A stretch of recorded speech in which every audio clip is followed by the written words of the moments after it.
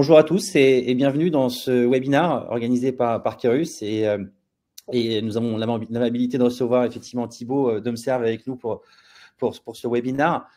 Alors, le thème de ce webinaire, c'est la moderne data stack, mythe et réalité. Donc, on a décidé de faire un webinaire donc, assez court, en 45 minutes, dans lequel on va à la fois vous partager un certain nombre de convictions que l'on a aujourd'hui sur ce marché et sur ce thème de la moderne data stack, mais également la réalité qui sera un peu plus incarnée par toi, Thibaut, sur Homserve, puisque tu as mis en place cette architecture il y a déjà un petit moment chez Homserve, et puis tu vas pouvoir un peu nous donner ton retour d'expérience. On voit aussi que la moderne data stack, c'est on va dire une thématique qui est assez comment dire, discutée sur l'ensemble de la sphère data en ce moment, avec un certain nombre d'articles qui ont été postés par quelques grands pontes de la data à travers le monde. Je pense notamment au fondateur de DBT qui a posté un article récemment dans lequel il remet en question certaines choses. On en discutera un petit peu plus à la fin. C'est ce qui est un peu l'objectif, hein, c'est de démystifier un petit peu, on va dire, à la fois les opportunités et les challenges de ce type d'architecture. On va commencer par une brève présentation. Thibaut, je te laisse te présenter. Ouais, Thibaut Gadiolet, donc Chief Data Officer d'Homserve France-Belgium. On est basé à Lyon, à peu près 1 millier de collabs entre la France et la Belgique. Et donc, très rapidement, un passif de plutôt cybersec, donc rien à voir avec la data, puis un change en tant que product manager sur justement monter cette moderne data stack. Et puis, pour finir, une transition depuis 2-3 ans en tant qu'effectivement Chief Data Officer et donc responsable de l'ensemble des équipes data chez Homserve. Super, merci Thibaut. Donc, à mon tour, je me présente. Donc, moi, je m'appelle Brahim. Je suis vice-président exécutif de Kerus France. Je suis au COMEX en charge de la stratégie et des offres. Et donc, j'ai pas mal de sujets comme ceux-là que je discute avec l'ensemble de nos clients. On va vous présenter Kerus assez brièvement. Je vais commencer par une petite vidéo et ensuite, je vais faire un petit focus un peu plus sur notre étendue.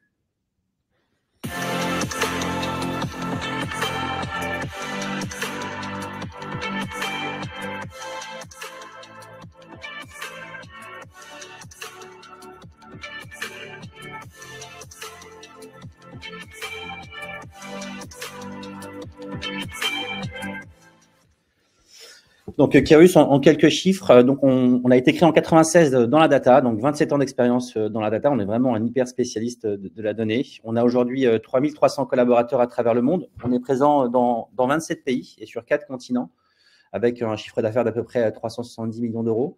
C'est une entreprise française qui est encore 100% française et détenue à majorité par son fondateur, qui est Eric Cohen, qui aujourd'hui a fait entrer à son capital BNP Paribas l'année dernière, et puis qui continue de se développer à travers le monde.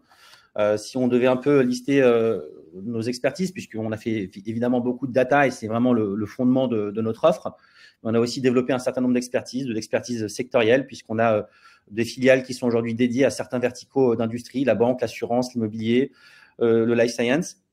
Et puis également un cabinet de conseil en management interne qui œuvre dans du conseil métier sur des fonctions comme la finance, le marketing, les RH, la RSE récemment. Donc, c'est assez utile pour nous de pouvoir traiter un petit peu l'ensemble de projets de bout en bout, hein, depuis, on va dire, le conseil métier jusqu'à la mise en œuvre et le maintien en conditions opérationnelles d'un certain nombre d'applicatifs digitaux et métiers. Puis, on a aussi une grosse composante digitale qui s'est développée notamment dans la région de Lyon, d'ailleurs, et qui travaille sur de la stratégie, sur de la mise en œuvre d'applicatifs métiers internes ou externes, sur des outils de relations clients comme par exemple Zendesk, etc. Et puis, on a également 2 autres filiales que sont Apsys Cyborg sur la partie cloud et notamment sur le middle market, et puis Upsky qui est notre structure dédiée à l'infra et à la cybersécurité. Donc, revenons-en un petit peu au sujet. Donc, la moderne data stack, c'est quoi? C'est une architecture de données moderne qui se met au service de l'entreprise pour à la fois permettre de mettre en œuvre des cas d'usage d'analyse en temps réel. Hein. On parle vraiment de BI vraiment temps réel, et puis, ou en tout cas quasi temps réel, et bien sûr d'être en mesure de pouvoir gérer l'émergence des cas d'usage d'intelligence artificielle que l'on voit en ce moment. Donc, ça ne vous a pas échappé. Donc, nombreux sont nos clients qui aujourd'hui se rendent compte que leur infrastructure est encore soit pas du tout démarrer sur la partie transition vers le cloud, soit démarrer mais plutôt orienté sur du data warehousing, en tout cas une capacité à pouvoir mettre en œuvre des cas d'usage de reporting plutôt classiques, mais pas encore tout à fait prête forcément pour les cas d'usage d'intelligence artificielle. Et donc là, il y a quelque part un peu urgence de certains de nos clients qui sont encore au tout début de leur trajectoire de transformation à mettre en œuvre en tout cas une modernisation de leur infrastructure data, ou alors d'autres clients comme MCR qui ont déjà entamé cette transformation il y a un petit moment et qui sont déjà forcément beaucoup plus prêts pour pouvoir mettre en œuvre ce type de cas d'usage. Alors, je vais laisser tout de suite Thibaut commencer par la réalité avant de vous parler du mythe. Je trouve que c'est bien de voir tout de suite un petit retour d'expérience où Thibaut va un peu nous partager alors pourquoi la Modern Data Stack, quels sont les bénéfices, le ROI et puis bien sûr les enseignements que tu en as tirés et je te laisse la main tout de suite. Ça marche, merci beaucoup. Eh bien, bonjour à tous. Je vais essayer d'être relativement concis, synthétique, et puis de laisser de la place pour des questions éventuelles à la fin. Donc, pour faire un petit peu la genèse de pourquoi la Modern Data Stack, HomeServe, il y a maintenant 3-4 ans, a connu, on va dire, avant tout un move vers le cloud de nombreuses de ces infrastructures. Et ça a commencé par un gros projet où on a basculé notre CRM historique vers Salesforce. Et en fait, on est venu adosser à cette initiative au sein de la DSI à l'époque la refonte de notre data platform, alors qui était effectivement une BI comme sans doute beaucoup l'ont ou l'avaient, à savoir des SQL serveurs, du business object chez nous, et puis du reporting, on va dire tout ce qu'il y a de plus classique. Et donc, la vision qu'on avait posée à l'époque, c'était effectivement d'avoir une data platform qui était agnostique, donc en termes de technologie, flexible pour pouvoir effectivement être compatible avec tout notre écosystème, et puis scalable, dans le sens où voilà, on savait qu'on avait une forte croissance, on sait couvrir les enjeux d'aujourd'hui, comment on couvre ceux de demain. Donc, c'était un peu la vision qu'on s'était posée. Et donc, à l'époque, on avait fait des choix, on va dire, un peu structurants. Donc, c'était de se dire, OK, on part également sur l'ensemble de la data platform vers le cloud. On a une approche, alors que je nomme ici Lakehouse, mais outre le buzzword, c'est de dire il faut qu'elle soit cohérente avec notre contexte. On parlait par exemple de use case de temps réel ou des use cases, je ne sais pas, avec des énormes volumétries. Bon, chez HomeServe, on ne fait pas vraiment de big data au sens propre du terme. On a peu ou pas de scénario temps réel. Par contre, on a d'autres contraintes qui sont les nôtres sur des notions de réglementation, sur des usages qu'on voulait démocratiser. Donc voilà, c'est pas, il n'y a pas, je pense, une recette de Modern Data Stack unique. Il y a une modularité dans la Modern Data Stack. Il faut savoir composer pour qu'elle se prête le mieux à notre contexte dans chaque entreprise.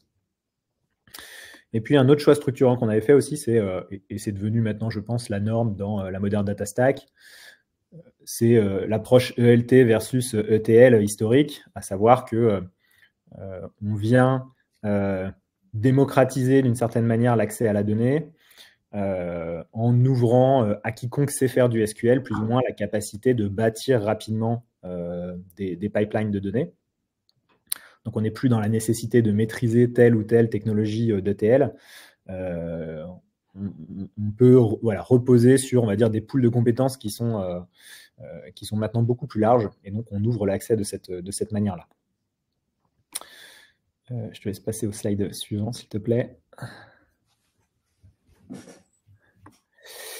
Donc, alors déjà, on ne parlait pas vraiment de Modern Data Stack en 2020. Je pense qu'on a essuyé quelques plâtres, mais malgré tout, on est arrivé à ce qu'on constate aujourd'hui être la Modern Data Stack. Donc, quel bénéfice aujourd'hui, si je fais l'analogie entre effectivement le schéma Modern Data Stack de mon slide précédent et celui-là, on voit qu'on a quelque part construit cette archi unifiée dont parlait Brahim, qui est au centre, et on est suffisamment agnostique pour se dire, voilà, toutes les sources de nos données, quelles qu'elles soient, on est en mesure de les ingérer dans notre data platform. Et à droite, entre guillemets, quelles que soient les finalités d'exploitation de ces données-là, qu'elles soient effectivement, ici j'en ai listé quelques-unes, mais qui sont de l'ordre du self-service BI, plutôt de la construction ou de l'analyse avancée, que ça soit des sujets de data science, ou que ça soit, et j'y reviendrai, en fait, se sourcer sur cette data platform, non pas pour réaliser pour des finalités d'analytique, mais pour venir enrichir avec ces mêmes données, ces mêmes informations d'autres plateformes. On se base toujours sur cette même architecture. Donc, quels sont les bénéfices? En fait, c'est un peu cela. C'est pour ces ensembles de finalités, les principaux bénéfices, c'est un peu notre mantra interne qui est autour de la standardisation, de la simplification et de l'automatisation. Donc, en fait, le fait que toutes nos données sont au même endroit, que toutes nos couches de modélisation, nos KPI sont au même endroit, ça implique une forme de transparence sur l'ensemble des couches. Et donc, on sait parfaitement comment d'une donnée source, on arrive au calcul de tel ou tel KPI. Donc ça va dans le sens de renforcer la confiance de nos utilisateurs qui consomment cette donnée. Et puis aussi, notre capacité pour nos analystes à monter rapidement en compétence sur un nouveau périmètre et ensuite à les maintenir et les faire évoluer, entre guillemets, de la manière la plus simple possible. Et puis le second bénéfice qui est un peu un corollaire à ça pour moi, qui est que tout étant accessible, le travail de modélisation qui est à la fois, qui est fait par mes équipes, mais qui est utilisé pour des finalités d'analytique, comme je disais, il est aussi utilisé pour que d'autres équipes consomment ces données-là au sein de leur plateforme. Donc chez nous, si je prends des exemples concrets, les éléments de scoring ou de segmentation client, Salesforce, notre CRM, va venir chercher sur notre data platform ces éléments-là pour les afficher, pour les utiliser sur les écrans de notre call center. La solution qui fait du marketing automation va se sourcer aussi sur notre data platform. Et puis voilà, on a tout un tas de scénarios comme ça où la data platform devient une source non pas que pour des finalités d'analytique, mais aussi pour comme un hub de données utilisé partout dans l'entreprise. Donc, on a ce côté ingestion, mais on a aussi quelque part ce côté consommation de ce qui est dans la moderne data stack, vraiment de manière agnostique. Si tu passais au slide suivant, s'il te plaît. Donc, quels enseignements? Quelque part, nous, en 2020, on avait fait le choix, c'était un choix vraiment d'investissement d'entreprise. Donc, on avait monté une product team autour pour ceux qui sont familiers avec l'agilité, autour de cette initiative. Donc, à l'époque, j'avais le rôle de product manager. Donc, ça constituait effectivement avoir des ressources dédiées, avoir une approche de priorisation par l'impact. Donc, notre idée de base, c'était non pas de faire un projet de migration de notre ancienne stack vers cette nouvelle-là, mais vraiment d'avoir une approche incrémentale, cas d'usage par cas d'usage, assez classique maintenant, mais à l'époque, en tout cas, c'est un parti pris qui, je pense, a fonctionné. Et puis, un sponsorship fort, parce que malgré tout, ça représente un investissement, et même si on peut modéliser des choses en termes de ROI, il y a quand même, en tout cas à l'époque, un pari sur l'avenir, et donc le COMEX était derrière nous. J'ai mis des éléments de coût à titre indicatif, mais le message que je ferai passer plus tôt, c'est qu'aujourd'hui, même pour des startups, scale-up, c'est un des gros avantages, je pense, de la moderne data stack, c'est que des outils, justement cloud,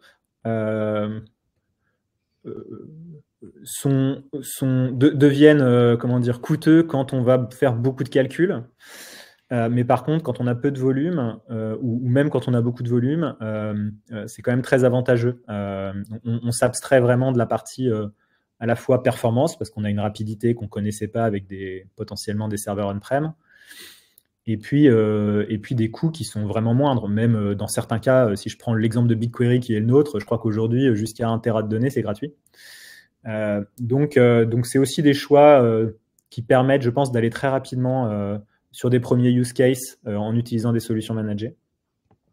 Donc là où les coûts en année 1 étaient les nôtres. Et c'est quelque part, à chaque fois qu'on monte une product team, c'est un peu similaire. On arrive aux alentours entre 500 et 1 million suivant l'investissement qu'on souhaite y mettre. Mais c'est surtout accélérer avec de l'expertise externe. Et là, je pense notamment à Kérus. Et puis faire des choix de stack, effectivement, parfois plus ou moins coûteux suivant les finalités que vous voulez atteindre. Donc les challenges qui ont été les nôtres ont plutôt été beaucoup de discovery dans le langage des product teams, c'est-à-dire qu'en 2020, on n'avait pas le niveau de maturité qu'on a aujourd'hui sur le marché. Donc on a quand même beaucoup tâtonné avant de trouver justement notre assemblage de différentes solutions qui constituent aujourd'hui notre moderne data stack et qui s'est beaucoup étoffé les années qui suivent. J'ai essayé d'illustrer ça sur le petit schéma en bas à droite. Une expertise historique qui était effectivement difficile à trouver, notamment parce que nous, on avait fait le choix d'un move to cloud qui était sur Google Cloud Platform. Et à l'époque, on parlait plutôt d'AWS et un peu de Snowflake. Mais BigQuery n'était pas encore là où il était aujourd'hui. Donc, trouver sur le bassin lyonnais des experts qui avaient déjà monté une data platform, c'était compliqué. Un élément qui est pas technologique, mais qui est plutôt du change organisationnel, c'est qu'effectivement, ce changement de paradigme ETL, ELT dont je parlais, c'est qu'historiquement, c'était plutôt des populations de data ingénieurs, on va dire, qui s'appelaient autrement à l'époque d'ailleurs, mais qui maîtrisaient des ETL, qui faisaient ce travail de modélisation, d'application des règles de gestion métier. Nous, chez HomeServe, ça a été d'embarquer plutôt les populations d'analystes qui avaient plutôt un rôle historique d'analyse et de construction de dashboard. En fait, c'est ces gens-là qui ont, parce qu'ils maîtrisaient le SQL, sont devenus eux-mêmes les gens qui construisent aujourd'hui nos pipelines de données. Alors, on a fait le choix, et sur le schéma, non pas de DBT, mais de Dataform, parce que c'est un outil Google, mais qui a un équivalent. Et ça, organisationnellement, ça a été un sujet au long cours. Et encore aujourd'hui, avec l'aide de Kérus notamment, c'est des sujets qui continuent d'être primordiaux pour évangéliser justement les nouveaux analystes sur ces sujets de modélisation. Et puis, un des gros challenges, ça a été l'aspect double run, où bien sûr, on a notre stack legacy, on a notre nouvelle stack, et puis petit à petit, il y a une forme de vase communicant qui s'opère, mais ça veut dire qu'il faut continuer à maintenir et à faire évoluer notre stack historique. Et là encore, on a fait appel à Kérus. Alors aujourd'hui, on n'a plus de stack historique, on va dire, à proprement parler. Mais pendant 2 ans, c'est Kérus qui a aussi assuré, au sein de leur centre de service, le maintien et l'évolution de notre stack historique. Donc, un mot juste sur le schéma en bas à droite, c'est pour vous dire que un des écueils éventuels de la moderne data stack aujourd'hui, c'est que de quelque chose de très simple, malgré tout, il y a quand même aujourd'hui une addition de pas mal de solutions si on veut vraiment couvrir l'ensemble des thématiques, de la gouvernance, de la vis, de la data science, de la modélisation, de l'ingestion. Donc, surtout quand on était arrivé il y a 4 ans dans un marché qui était en pleine, on va dire, rationalisation. À l'époque, il y avait énormément d'acteurs, il y en a toujours énormément, mais on y voit un peu plus clair sur quels sont, entre guillemets, les choix les plus pertinents aujourd'hui. Donc, malgré tout, on est assez aujourd'hui satisfait, je pense, de la stack sur laquelle on évolue. Et je vous inviterai, si ça vous intéresse, effectivement, à me poser des questions et j'entrerai dans le détail, mais on va dire qu'on est une stack Airflow, Google et des outils de data vis standard qui sont aujourd'hui assez classiques. Et le dernier slide, j'essaie de respecter mon timing. Et oui, quel apport de Kérus? Donc, je vous en ai parlé sur à la fois l'expertise historique sur ces sujets, le fait de double run de notre ancienne stack. Et puis, aujourd'hui, en fait, on était, d'un point de vue organisationnel, c'est aussi ça que ça nous a permis, cette moderne data stack, c'est qu'on avait plusieurs équipes data ou des gens qui faisaient de la data au sens large du terme dans l'organisation. Donc, on avait vraiment une orga décentralisée et avec un certain nombre de silos. Ce que la moderne data stack nous a permis de faire, mais encore une fois, ça n'est qu'un outil, ça a été surtout un sujet organisationnel, c'est de rassembler toutes ces expertises au sein d'un même département qui est notre département data aujourd'hui, qu'on est passé de 5-6 personnes qui travaillaient sur cette moderne data stack à aujourd'hui plus d'une trentaine. Et donc, au sein du département data, notre enjeu aujourd'hui, ce n'est pas forcément de grossir à chaque fois qu'on va avoir des nouveaux rachats, des nouveaux besoins, mais plutôt de faire en sorte de rendre autonome tous les personas, on va dire, consommateurs de cette data stack au sein de l'entreprise. Donc, on passe plutôt dans un mode qui n'est pas une nouvelle décentralisation, mais qui est plutôt… alors, vous allez entendre parler de data mesh ou de… J'allais le dire. Voilà. Nous, on appelle ça chez nous là, le hub and spoke, mais en gros, c'est de dire il y a un département aujourd'hui data, centre d'excellence, on va dire, sur tout un tas de thématiques. Et maintenant, notre but, c'est de capitaliser sur ça pour venir générer de l'adoption de tous les modules que compose notre data stack au sein des différents métiers d'Homeserve, des gens de la tech, des business analysts, des gens qui vont devenir, qui vont construire par eux-mêmes des éléments d'analytique. Antoine, qui est à mes côtés de Kerus, aujourd'hui, on a racheté par exemple une société. Au lieu qu'ils aient leur propre data platform, ils utilisent la nôtre et leurs analystes montent en compétences et utilisent effectivement notre framework de gouvernance commun, nos outils, pour venir être autonomes et par eux-mêmes construire tout ce dont ils ont besoin. Donc, c'est vraiment voilà, cette approche du data mesh, oui, mais là où c'est pertinent, pas de manière généralisée. Et en tout cas, c'est là où aujourd'hui on en est. Donc, on n'est pas au bout du chemin, mais effectivement, on a construit et capitalisé sur cette moderne data stack. Et bien sûr, si ça serait à refaire, on le ferait éventuellement un peu différemment, mais dans les grandes lignes, on est quand même pleinement satisfait. En tout cas, bravo pour ce parcours. Effectivement, tu es passé un peu par toutes les étapes qui sont les étapes nécessaires, effectivement, et on voit bien qu'aujourd'hui, c'est pas vraiment une nouvelle forme de décentralisation, mais c'est plutôt effectivement utiliser ce qu'il y a de bon dans les principes que sont le data ops ou le data mesh, comme le data product, en tout cas, pour pouvoir, on va dire, optimiser encore plus ce que vous faites. Et alors, moi, ce que je vois, c'est qu'effectivement, tu as commencé tôt. 2020, c'était vraiment les prémices de la MDS. Et tu as certainement essuyé quelques plâtres, mais finalement, tu arrives sur une architecture qui est quand même assez future-proof. Ce que je retiens aussi, c'est que finalement, la tech, c'est seulement un tiers d'un projet data réussi. Les deux autres tiers sont beaucoup de change, beaucoup de process à mettre en place. Et ça, c'est vraiment pas à négliger parce qu'effectivement, quand on veut, on va dire, refaire du data product ou en tout cas refaire une part de self-service ou de décentralisation, je pense qu'il y a beaucoup effectivement d'évangélisation et de change à mettre en place dans les différentes équipes. Écoute, bravo en tout cas pour ce parcours. Donc, moi, je vais prendre maintenant peut-être 10 minutes. Après, je vais laisser de la place aux questions. Je vais essayer d'aller un peu vite. Mais en fait, aujourd'hui, donc nous, ce qu'on remarque, c'est que 2024, ça va être encore une année de transformation et de modernisation pour un grand nombre de nos clients. Il y a quand même encore près de la moitié des organisations qui cherchent à moderniser leurs architectures de données. Alors, pour deux choses que j'expliquais en intro, des analyses opérationnelles qui ont de plus en plus besoin d'être faites à chaud. Pourquoi? Parce qu'il y a besoin de réagir vite, étant donné qu'on est sur des marchés qui sont de plus en plus mouvants et de plus en plus surexcités.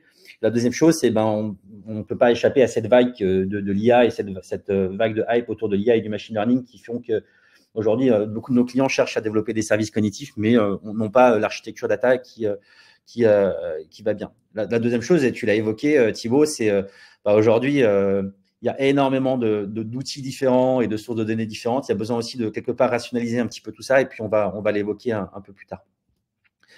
Donc, les grands défis, évidemment, je ne vais pas répéter les deux premiers, mais ensuite, effectivement, permettre en tout cas, faire en sorte que les différentes fonctions métiers soient de plus en plus en capacité de faire du libre service et d'utiliser par eux-mêmes les capacités que l'on a mis en œuvre sur cette MDS. Toujours plus de performance et d'évolutivité. Et c'est vrai que le cloud nous a rendu de nombreux services, en tout cas sur la capacité à pouvoir traiter de plus grands volumes de données. Maintenant, effectivement, certains défis qu'ont nos clients, c'est de pouvoir maîtriser le compute. En tout cas, quand on libère la parole ou quand on libère l'action autour du self-service, on peut se retrouver avec des dizaines de modèles, de nouveaux modèles qui sont développés chaque jour, mais pour quelle utilité, pour quel ROI. Donc là, c'est très important de pouvoir maîtriser avec un peu de gouvernance ce que l'on fait, ou en tout cas peut-être aussi avec un peu de MLOps sur des cas d'usage de machine learning et d'IA.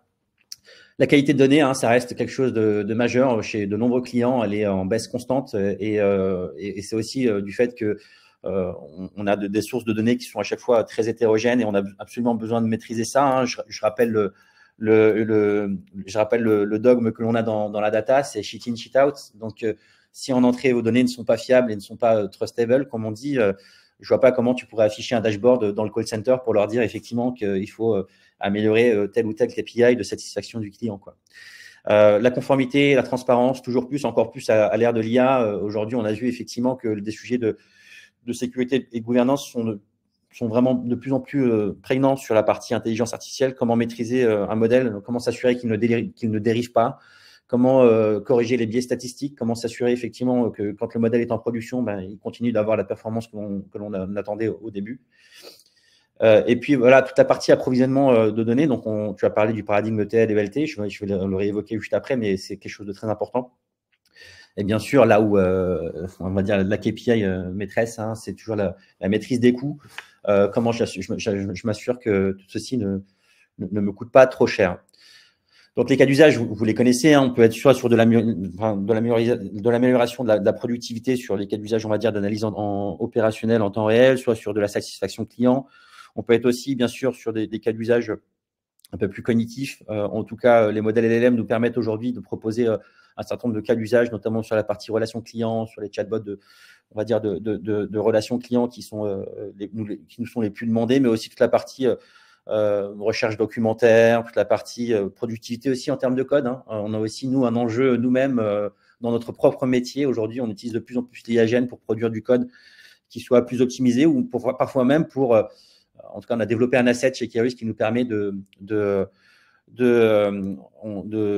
migrer un code d'un langage à un autre. Et c'est parfois très pratique pour certains de nos clients qui ont du code legacy. Je pense notamment à un de nos clients qui souhaitait migrer du code SAS vers du code Python. On a développé un asset en IAGN qui permet de le faire. Donc voilà, tout ça, c'est des choses qui sont aujourd'hui permises par ce type d'architecture. Alors, comme tu le disais, Thibaut, voilà, vous avez sous les yeux l'état de l'écosystème data en 2023. J'aurais pu le mettre à jour sur 2024, mais il y aurait eu encore plus de logos, ça aurait été encore plus indéchiffrable. L'idée, c'est vraiment d'aider nos clients à naviguer dans cette jungle-là pour atterrir sur quelque chose qui soit plus tangible. Donc là, je vous mets une version ultra simplifiée de la Modern Data Stack avec des logos qui ont été mis là un peu de manière arbitraire. J'aurais pu en mettre d'autres, mais en tout cas, c'est ceux qui me sont venus en tête quand j'ai fait ce schéma-là. Donc, on va retrouver toutes les sources de données qui peuvent être extrêmement variées à gauche. On peut être sur du batch, on peut être sur du streaming. Puis, on va retrouver tous les outils d'intégration de données. Donc, des outils d'ETL, mais aussi maintenant, on va dire, cette nouvelle famille d'outils ELT qui est née ces dernières années et qui nous permet effectivement de développer de nouveaux cas d'usage. Et je vais l'exprimer juste après. On a la pièce centrale qui reste encore la data platform en elle-même, qui peut être, alors on peut l'appeler un warehouse, on peut l'appeler un lake, un cloud, un data cloud ou un data lakehouse. Ça va dépendre un petit peu de la stratégie marketing de chacun de ces éditeurs. Mais le principe est le même, c'est comment effectivement j'ai réussi à centraliser mes données pour les rendre, on va dire, accessibles, trustable et pouvoir les utiliser ensuite pour un certain nombre d'usages. On peut avoir des usages donc effectivement descriptifs, du diagnostic aussi, ou alors on peut aller sur du prédictif, du prescriptif, voire même du cognitif avec la chaîne OpenAI. Alors ce schéma pourrait largement continuer sur la droite, notamment sur la partie IA, puisqu'il y a un certain nombre d'outils qui nous permettent effectivement d'industrialiser le développement de cas d'usage IA. C'est l'objet d'une autre offre et il y aura un autre webinaire sur ce sujet-là. Et puis, ce que j'appelle la couche basse, en fait, c'est cette couche qui nous permet d'administrer la plateforme de manière la plus sécurisée possible. En tout cas, la couche data gouvernance, data management, et puis quelque chose qui a de plus en plus le vent en poupe, c'est les outils d'observabilité, donc la data observability, qui se développe beaucoup, on nous en demande de plus en plus.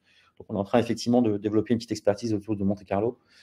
Et ce qui est intéressant aussi, c'est en fait ce qu'on appelle aujourd'hui le reverse ETL, c'est-à-dire qu'on s'est rendu compte que toutes les KPI et toutes les analyses qu'on était capable de faire à droite n'étaient utiles que si et seulement si elles pouvaient être remises au service des utilisateurs métiers.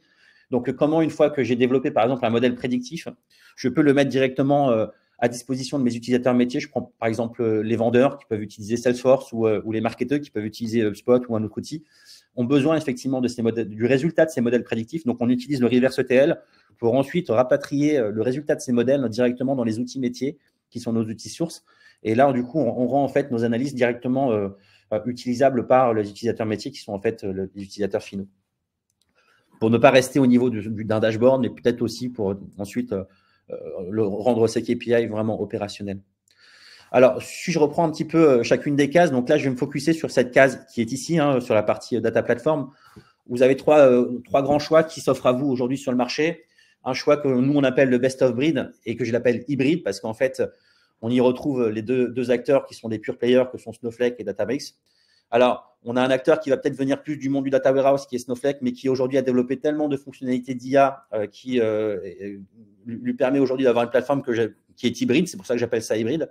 Et puis, on va avoir un Databricks qui vient plus du monde du machine learning et de la data science, qui ensuite a développé un certain nombre de fonctionnalités qui lui permettent aujourd'hui de faire du data warehousing. Donc, c'est pour ça qu'aujourd'hui, on a ces plateformes-là qui sont deux leaders du marché. Et puis ensuite, on a le choix aussi de pouvoir utiliser ce qu'on appelle, nous, un best of suite.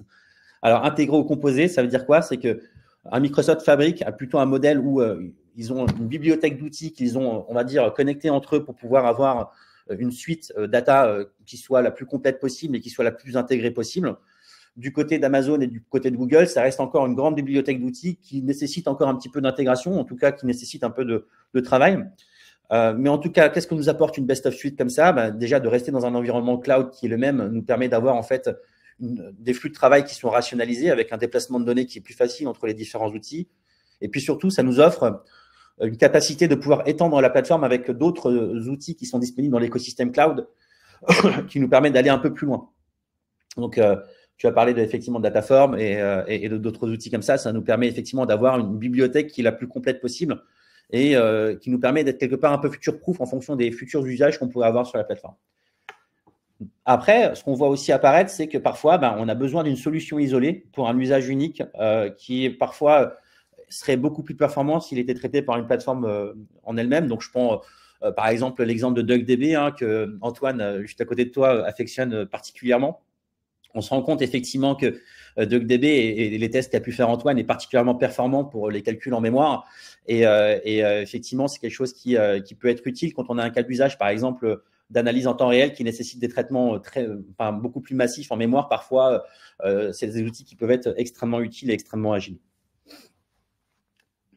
Si on regarde maintenant sur la partie moderne data engineering, j'ai envie de dire, donc il y a ce fameux paradigme ETL, ELT. Alors, pour l'expliquer simplement, on se rend compte qu'effectivement, les modèles que l'on développe, notamment dans l'IA, ont besoin de plus en plus de données pour être performants. C'est simple, plus ils ont de données, plus ils sont intelligents et plus ils sont performants.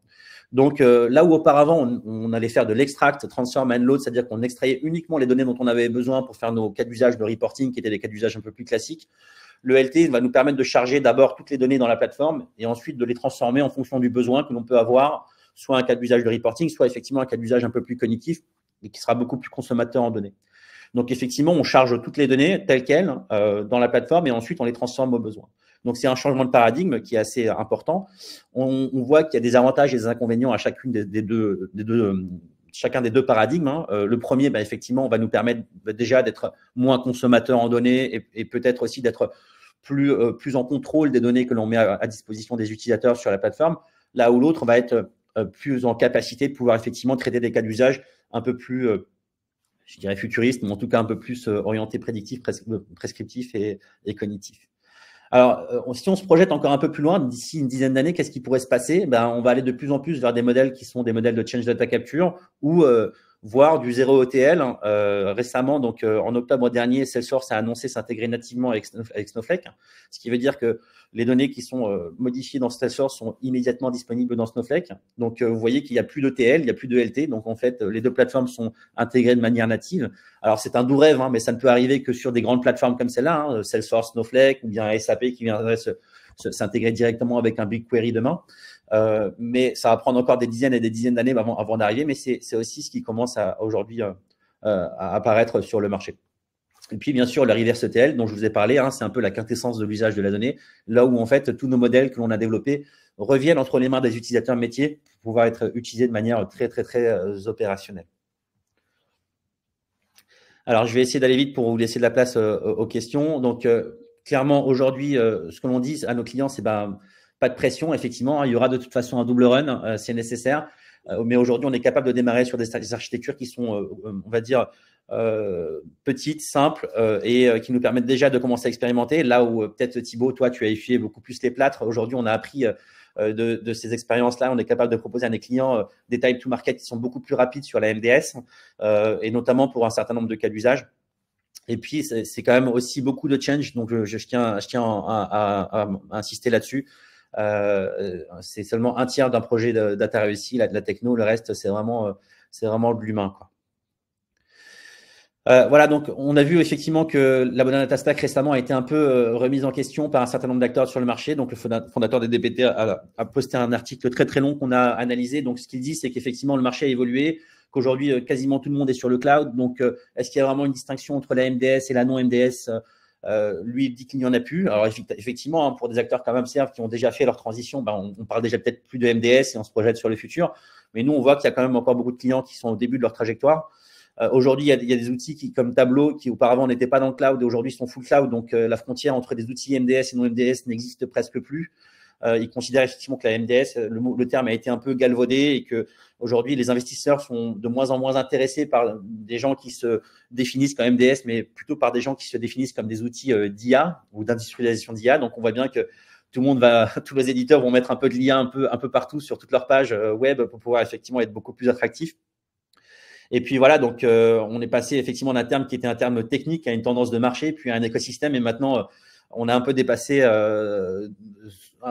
tout ça. Donc voilà, nous, ce qu'on en pense au sein du TAB, hein, le TAB, c'est le Keyrus Tech Advisory Board. Hein, c'est une entité qu'on a créée chez Keyrus et qui réunit tous les tech leads de France et qui essaie d'exprimer un point de vue technique et technologique et qui construit la roadmap technologique de Keyrus. Donc, on pense qu'aujourd'hui, la MDS continue de perdurer. On a encore de nombreux clients qui n'ont pas adopté pleinement cette approche et qui ont encore besoin de beaucoup de modernisation. Donc, je pense que ça va être encore une longue traîne qui va durer encore 2 ou 3 ans pour un certain nombre de nos clients. Malgré tout, pour nos clients qui sont les plus matures, aujourd'hui, ils vont se tourner beaucoup plus vers des cas d'usage qui sont, on va dire, la chaîne d'architecture, on va dire, qui sera beaucoup plus du côté de l'intelligence artificielle. Donc, on a par exemple aujourd'hui des architectures qui sont proposées qui nous permettent de beaucoup plus, on va dire, mettre en œuvre des modèles LLM, des modèles d'IA un peu plus classiques et on va beaucoup plus se focuser sur cette partie-là de l'architecture, là où on va dire qu'on a déjà fait le travail sur la partie fondationnelle. Aujourd'hui, effectivement, donc, on a une offre chez Keyrus qui nous permet d'accompagner nos clients en fonction des différentes étapes de maturité et de là où vous en êtes effectivement sur votre architecture. Au début, ça peut être de l'audit et de l'analyse jusqu'à effectivement de la mise en œuvre ou en tout cas de la modernisation. Et puis à la fin, il y a aussi beaucoup de travail d'optimisation. C'est ce que d'ailleurs tu es en train de faire avec Antoine sur ton architecture existante côté OMCA. Donc voilà, pour conclure, on a un peu tout dit. Hein, donc tout va dépendre effectivement de là où vous en êtes dans votre trajectoire de maturité et de modernisation. Si vous avez déjà complètement modernisé, donc on va peut-être plutôt vous accompagner sur de l'optimisation ou en tout cas comment faire en sorte de pouvoir traiter des cas d'usage qui sont un peu différents aujourd'hui, qui sont peut-être un peu plus portés sur l'IA. Et puis si vous en êtes au tout début, vous allez pouvoir effectivement bénéficier de tous les enseignements qui ont été tirés d'implémentations comme celle qu'a fait Thibaut chez OMCA pour pouvoir accélérer votre mise en œuvre de la MDS. Nous, ce qu'on propose à nos clients pour avancer, c'est de mettre en place un atelier de cadrage au début sans frais, effectivement, puisqu'on peut venir pendant une demi-journée pour travailler un petit peu sur l'audit et identifier un petit peu où est-ce que vous en êtes dans votre propre maturité et pouvoir effectivement avancer sur des premiers cas d'implémentation. Alors, j'arrive aux questions. Je suis allé un peu vite, mais parce qu'il ne reste que 5 minutes. Donc, je suis preneur des questions si vous en avez.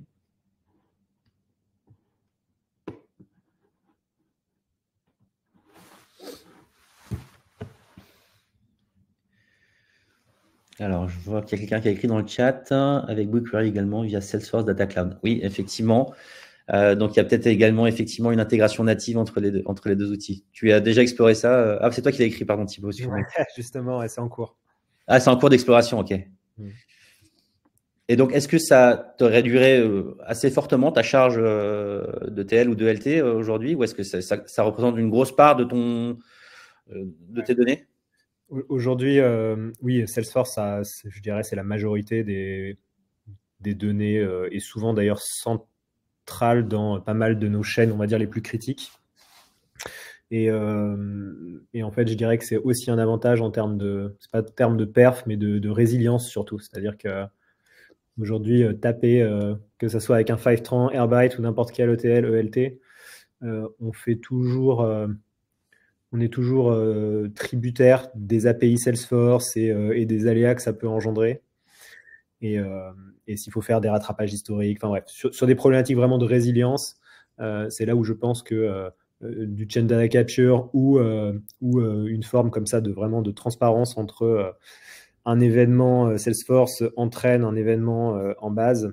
Je pense qu'effectivement, si on peut aller vers ça demain en 0 ETL, parce que la moderne data stack, c'est aussi standardiser la stack data pour pouvoir justement avoir ce type de use case entre des grands acteurs du marché. Si on a peu d'outils data, peu d'outils CRM, ERP, enfin les grandes briques qu'on retrouve un peu dans toutes les entreprises, je pense que dans les incentives de pourquoi investir vers des solutions standards, il y a d'être en mesure de tirer parti de ce qui va avec et ces connecteurs ou ces couches d'abstraction qui peuvent naître entre ces différents outils-là. Il faut pas s'en priver si elles existent. Donc, on est toujours un peu en veille permanente pour tirer parti justement des évolutions techno, des grands outils, on va dire, standards du marché. Il y a une question qui a été posée, c'est quels sont les principaux avantages de la moderne stack, la moderne data stack? Tu veux y répondre, Thibaut? Alors oui, je pense qu'il y a beaucoup de réponses suivant notre contexte d'entreprise. En tout cas, dans notre cas de figure, je pense que c'est vraiment l'enjeu de scalabilité, c'est-à-dire que les problèmes de vraiment, nous, ce qu'on constate, c'est qu'on a aujourd'hui 0 problème de performance, par exemple. Il n'y a pas une requête qui prend trop de temps, quelle qu'elle soit dans nos pipelines. Et en termes de coûts, même pour, je disais, des petites structures, on a vraiment, encore une fois, si on fait peu de compute, on arrive à des coûts vraiment minimes et ça permet à des petites structures d'avoir un peu ce qui se fait de mieux en termes de stack data à des coûts on va dire qu'on peut absorber même quand on est un petit acteur et standard et future proof. Donc c'est un peu un no-brainer entre guillemets, je trouve aujourd'hui en termes de maturité de ce qui est aujourd'hui la moderne data stack. Donc en plus, il n'y a pas cette approche nécessairement Big Bang qui est un gros projet de migration qui peut faire peur, mais dans une approche qui est même dans un premier temps pour un ou plusieurs use cases bien identifiés, de mettre en place une moderne data stack. Aujourd'hui, c'est une histoire de jours. Ouais. Là où nous, effectivement, en 2020, c'était plutôt une histoire de mois. Donc voilà. C'est impressionnant, le time to market. Enfin, on voit aujourd'hui, pour certains de nos clients qui veulent commencer à tester un certain nombre de choses, on est capable en quelques semaines déjà de commencer à avoir des choses de manière assez rapide.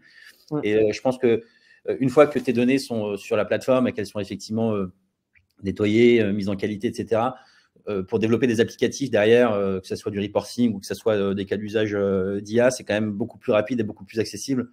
Et je trouve que le time to market, c'est aussi un gros avantage. Time to market du développement applicatif sur la base des données disponibles dans la moderne data stack est quand même très rapide. Yes.